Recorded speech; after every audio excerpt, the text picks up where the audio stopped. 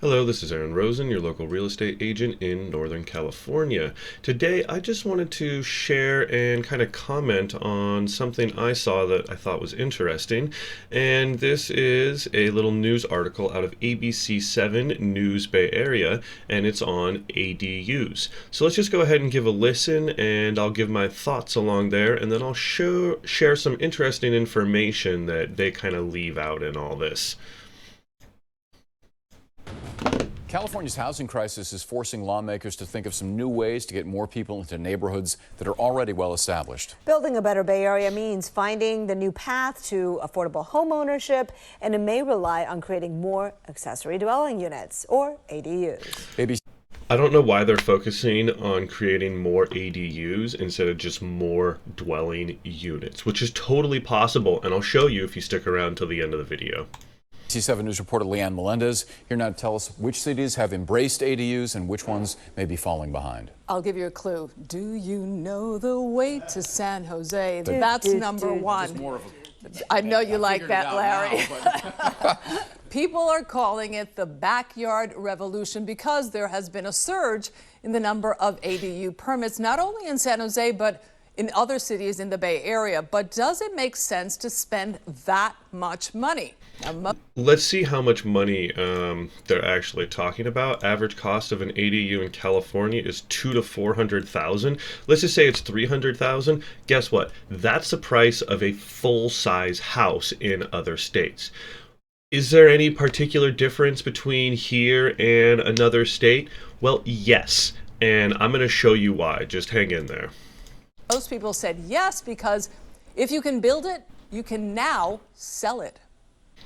Just last month, San Jose reported the median home price was nearly $1.4 million. Wow. That's an increase of 10% from the previous year. $140,000 a year prices went up. That's a lot. I couldn't afford to live here if I didn't buy my house, 25 years ago. Preach to the choir, sister, because many young people or families will never be able to live in San Jose. That's true. Unless they consider buying one of these, an accessory dwelling unit, an ADU. That ADU pricing will be much lower than a traditional single-family home. Assemblymember Phil Ting created legislation allowing homeowners to not only build an ADU, but eventually sell it like you would a condo. And San Jose is leading that trend. So what I see is that you have your house there, and it's so private. I have mixed feelings about that. I'll elaborate a little more, but the idea that you can sell your ADU, it's going to have some ramifications for the market. And basically what we're doing is we're just allowing a bunch of 500 square foot homes to be built. Beginning here, this is a different world back here. Yeah, the idea was when we developed the ADU, we wanted to make sure whoever lived in the back house had the opportunity to have a lot of space. He paid $250,000 prior to the pandemic. For now, he rents out the 500 square foot ADU, but he is thinking of subdividing the property and selling it, ADU and all, to his in-laws who otherwise could not afford to move to San Jose. This now gives them the opportunity to actually own in San Jose at a lower price point and also be closer to us, so it's kind of a win-win. San Jose has allowed the fast-tracking of ADUs. Since 2019, 1,310 ADUs have been built here. Literally from start to finish, it took 4 months. Joyce Higashi wanted the extra rental income. So how about, plumbing, electricity, all those things? So all those things they take into consideration. They tell you whether or not it can be done. They came in and laid the foundation. They did all the trenching for all the utilities. When it came time to deliver the unit, a giant crane lifted the ADU over her main house. I would be so nervous about that. Lifting the ADU over your house. Oh man, what if it just smashes down? I guess it's kind of cool that they have pre-built things like this. I don't really like that everyone's being forced into 500 square foot houses, or at least we're going to have a two-tiered population system here, basically. There's going to be the masters in the front of the house and basically the rent slaves in the back of the house. So, yeah, let's see how this plays out. And onto its foundation. It took a total of 4 minutes. The city of Berkeley is expecting... Okay. 4 minutes, that's impossible. I can guarantee you that it took more than 4 minutes for them to prepare the crane and lift the house or over the ADU over the house and to set it down. That's preposterous. To allow homeowners to sell ADUs like a condo. Councilmember Rashi Kesarwani says it may happen this year. It would essentially work in the way that a homeowners association would for a condo. I actually grew up in a condo, and so, you know, my parents paid property taxes, we had our trash bins, everything was as if we owned, you know, just like a single family home. This book is for homeowners who want to build an ADU. Cole Peterson is an expert on the process of building ADUs. He's based in Portland, where there are more ADUs per capita than anywhere in the country. So that's kind of the biggest misconception, is just like how much this costs. And then the important thing to understand is like, well, even if it costs $500,000, what's the return on investment? And so $500,000 for a 500 square foot house. That's $1,000 a square foot. That's absolutely ridiculous. Absolutely ridiculous. And I'll tell you what, right now, that is way more than it costs to buy a house right now. So most stuff is going to be less than that. So it sounds very expensive. So in the Bay Area, obviously, yeah, things are expensive to build, but you can also get huge amounts of rental income from these things. So it might be a very rational investment. San Jose has received 4 times as many applications to build ADUs as San Francisco has. I mean, the other thing is then is, you know, this is the top comment as soon as you go in here. What if you sell it to somebody and the top bidder, the person who bids it, you then clash with? How do you then ramify that? What if they have a bunch of problems? What if they're into drugs or they play loud music all the time, and then you have no recourse when you're selling your ADU? I mean, it can be a tricky situation to get into. Then it could force you out of your own house because you're trying to get a little bit of rental income from it. Very, very tricky. So far, San Francisco has built 937 ADUs since 2019. I think they have a population of around 800,000, maybe 900,000. I'm not sure at the moment. So they've built very few ADUs. The San Francisco Planning Department acknowledged that ADUs are easier to build in San Jose, with large lots more easily lending themselves to modular structures and pre-approved designs. Here's one example of the challenges San Francisco faces. Notice how Higashi and Kiernan's properties have separate entrances to their ADUs. San Francisco homes usually have no access to the rear yard from the street, and there isn't always room to build them. But the city is Usually what's going to happen there is people have to go in through the garage. A lot of these places, they have a garage and then some kind of storage, and then you can go into the backyard through there. So if you want to go in through the garage for an ADU, San Francisco's your place.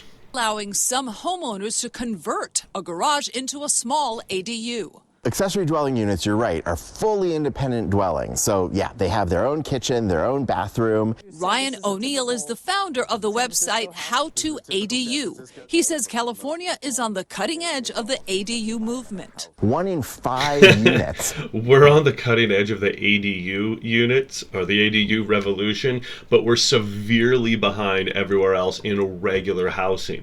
And this is going to be my main gripe with this. They make it easier to build ADUs, but not regular housing. And I'm going to go over some fees and some land use after this video, and I'll show you exactly what I'm talking about. Last year, for new home construction, were actually ADU permits in the state of California. That's really exciting because that's incremental homes. It's a lot of housing that Why is it exciting that 1 out of 5 homes has to be a tiny home in California? That's ridiculous to me. Wouldn't exist otherwise.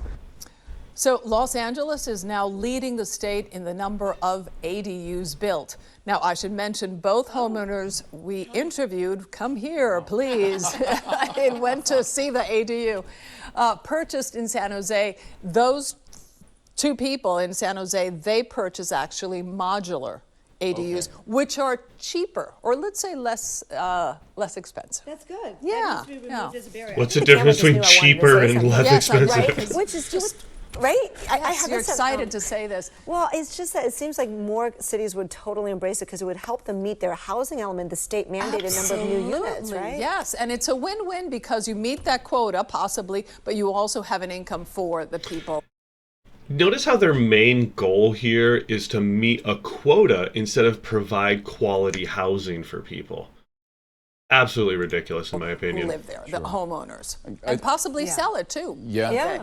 I think you'd want to have a certain amount of space between your house and the privacy. I need He's Chris thinking wandering around the backyard or something. You know, I don't know what she's up to, except demanding a close-up. I don't know. Thank you, Leanne. You're welcome. Okay, so that was interesting, and they're trying, but in my opinion, it just doesn't mean anything. So I already went over this. You know, they said it was $200,000 to $400,000 in Portland. He said it was $500,000 for an ADU. And just look at the type of house you can get in most other states for $500,000. You can get a 3,000 square foot house for $500,000 in plenty of other states. And in California, the new surf state, we can get it for $500,000 for 500 square feet. So to me, this is the real reason as to why they're not just building houses. You know, that to me it says, why are we not building houses? And so what I did in Sonoma County is I pulled up the estimated permit fees, and this is for public sewer and water. So for a single family dwelling, 1,500 square feet, you can see that there's all sorts of fees. It costs them $2,000 to check the plans, landscaping, building permit, green building permit, $0. We don't have to go over all of these, but you can just see that there's a lot of different fees. It costs you $4,000 to $10,000 for a water connection alone.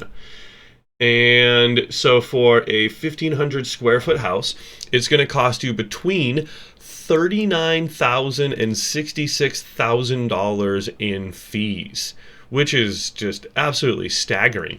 And then if we come down to a single family dwelling at 2,000 square feet, and this is where most of the new homes are going to be built, it's going to cost you $58,000 to $82,000.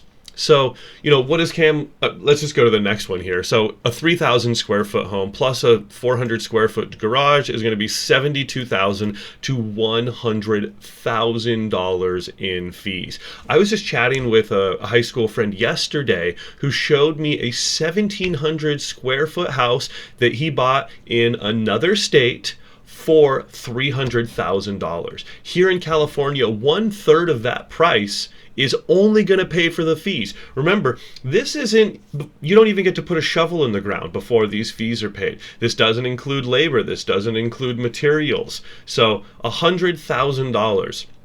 When I'm thinking about this, I say, oh, and let's go to the accessory dwelling unit. That one's going to be $18,000 to $40,000 in fees.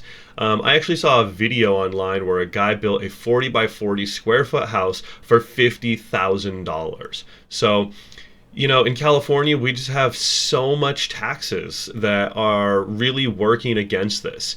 And the next thing I just wanted to show you is how much land we actually have that can be built on here. So to me, it's a little bit insulting to the intelligence of the buyer and us California people who love this place. I've lived here my whole life, most of it basically, and I think it's great here. There's a lot of good things about California, but our use of land is atrocious. So look, I'm not against parks. I'm not saying we should just bulldoze all of nature and build all the way across it.